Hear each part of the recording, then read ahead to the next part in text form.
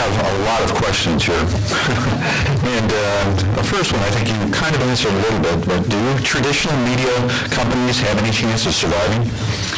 I think they are not only going to survive, I think you can tell from my remarks they're going to thrive. Traditional media companies probably should not be classified as traditional because they are anything but these days. The very successful media companies of old, particularly in the print and publishing world, have done what the Times Company has done, reinvented. There isn't a newspaper that doesn't have a website now. There isn't a newspaper that hasn't embraced the digital future, and I think you're going to see more and more of them expand those digital holdings and really begin to be much more of a stronger voice in the digital realm. Okay, great, thank you. There's a few questions here about media bias. There's a lot of allegations about media bias. Can you explain what the Times does to try to separate real fact from opinion versus entertainment, and also how the ownership structure of a media organization might affect what comes out and what we see in the media? Well, I'll talk about the ownership structure of the Times Company. The Times, as you well know, is a publicly held company, but we have A and B class shares because this Ox-Sulzberger family is the ownership family that of course guides the company. But from the standpoint of media bias, the family is not involved in any way, shape, or form in regard to any opinion that you would see within the pages of the New York Times. It is very clear that the New York Times keeps the opinion on the editorial page and certainly within the voices of the columnists. When it comes to the news report, it is very clear that has to be a factual report that indeed outlines what the particular coverage may be, whether it be international or political or even cultural. The standards that have been set within the department are constantly reviewed. We have a public editor that, of course, evaluates this on a regular basis and writes almost every Sunday, if not every Sunday, in regard to examples of how indeed the paper has performed in those areas. Okay, great. Great, thank you. Recently, a couple New York Times journalists have been held captive in Libya. Can you explain how you balance the safety of these reporters against the need to have on-the-ground coverage of events? I think many of you read the account, hopefully read the account in the newspaper on our website, and perhaps you were able to see some of their appearances on television. This was, and we have had many, unfortunately, we have had many kidnapping issues within the New York Times Company. David Rowe just a few years ago in Afghanistan, and this tale of his unbelievable escape. But this one was really quite upsetting because it involved two reporters and two photographers, and one of the photographers was a woman. What's interesting about this is that, when they are in war zones, they're on stat phones, satellite phones, and every 2 or 3 hours we demand that when they are in those danger-packed areas, that they call the foreign desk and they remain in touch, and they make sure that there is a strong dialogue between the foreign editor and these journalists in regard to what they're seeing, what they're experiencing, and importantly, what the danger level is. And they'll make a judgment in regard to how far they will pursue a story. So good judgment really is front and center all the time. What was very upsetting about this situation was that after not hearing from them for about 6 hours, we of course got very nervous. And then it was 16 hours, and then it was 24 hours, and then it was 72 hours, and it was a good 72 going on a bit more before we heard what the situation, heard where they were and that they were being held. Usually when there is a kidnapping, we hear within a shorter period of time, so we were fearing the worst, to be quite honest. It was wonderful to hear that indeed, this sounds strange, it was wonderful to hear that they were alive and that they were well, but they were being held captive.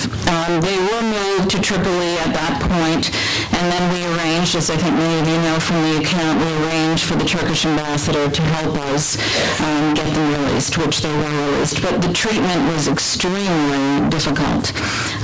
There were beatings, there was very emotionally violent language being used. The female photographer was groped and experienced a very distasteful period of time in the back of the truck.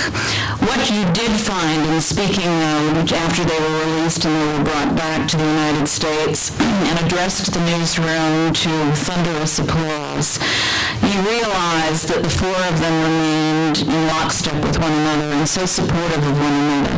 And the way they talk about this experience certainly is quite alarming when you're listening to what they went through.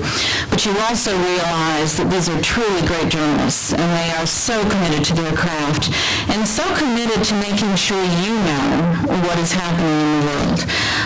You admire them, certainly when you see their photographs and you read their copy, but you admire them more and more when you meet them in person and you realize the chances that they take and what they give up to make sure that we live in a free country and that we are part of a free press. I know I speak for, and there are some of my colleagues in the audience today, I know I speak for myself and my colleagues in saying that we couldn't be prouder of these four journalists, and I'm sure you are as well.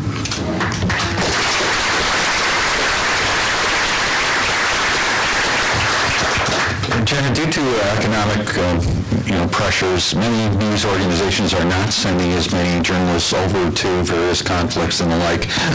Excuse me. Does that in any way compromise the quality of the news that comes out of those areas with only one reporter reporting as opposed to many? Are we seeing less veracity about what's happening? I think that a lot of news organizations, experiencing, economic conditions that we all can relate to, have been put in a position where they have to cut back on their foreign coverage, and many foreign bureaus and their reporting staff, and depend on the Associated Press or other news sources for that coverage. And many of those news sources are certainly fine examples of great journalism. I think that we feel that it's important for us to continue to have our reporters right on site and involved very much in a lot of the foreign bureaus that we feel are very important to be staffed worldwide. I think when indeed we look at where we spend money and where indeed we cut and where we don't cut, as I noted in my remarks, certainly our international coverage is very much a part of what we think is a differentiating factor. And even though other people may be put in a position where they have to pull back on that coverage, we feel as though it's something that we will continue to invest in. Okay, great, thank you. Maybe a little lighter question here. How do New Yorkers react to the fact that your company is part owner of the Boston Red Sox? I bet there are Detroit Tiger fans in this audience, or maybe even Yankee fans. I am very, very blessed to be on the board of the Red Sox, in fact. It is now called Fenway Sports Group. And I think, as you well know, they have done quite well in the last decade as opposed to the several decades before.